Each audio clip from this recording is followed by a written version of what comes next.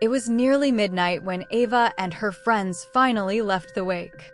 The night air was heavy and still, the kind that seemed to cling to your skin.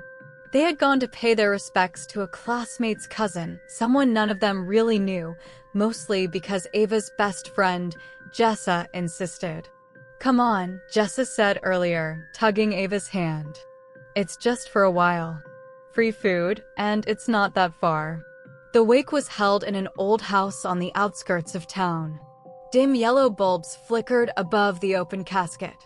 Inside lay a little boy, around 7 years old, wearing a white polo and black pants. His face looked calm, but his eyes, half open, seemed to watch everyone who passed by. Ava shivered. "Can we go now?" "Relax," Jessa whispered, lighting a candle. "It's just a wake." But even as they stood there, Ava felt uneasy. She noticed how the air around the coffin was colder than anywhere else in the room. And the mother of the child, sitting quietly at the corner, stared blankly at nothing, her lips trembling as if whispering words only she could hear. After a few minutes, they said their prayers and left. "Should we stop by somewhere before going home?"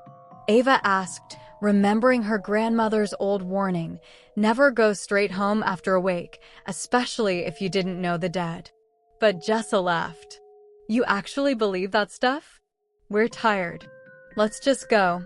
Ava hesitated, then followed. That night, as she reached her house, she felt something strange await, like someone had walked in behind her. She turned, but no one was there. Shaking it off, she went straight to her room.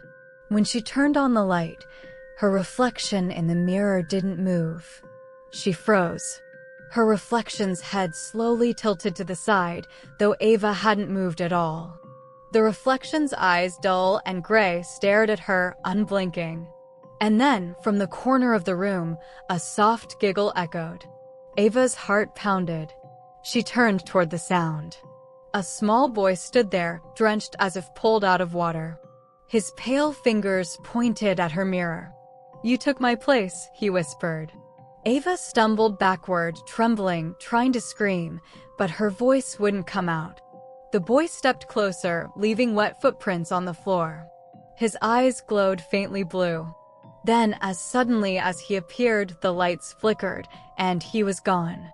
Ava collapsed to the floor, gasping. She barely slept that night, every shadow twisting into that boy's shape. The next morning, she went straight to church. A nun was tending candles near the altar. Seeing Ava's pale face, she said gently, "You went to a wake last night, didn't you?" Ava nodded weakly. "Yes, but how did you?" The nun sighed. "You didn't cleanse yourself." Some spirits follow the living home, especially when they feel unseen. The pag isn't superstition, child. It's respect. Ava burst into tears. "What should I do?"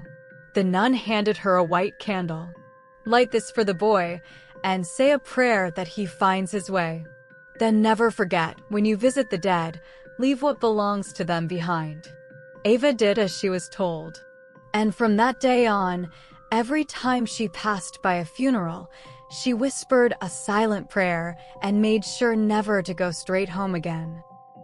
Lesson: respect old beliefs. They are often born from truths we've forgotten.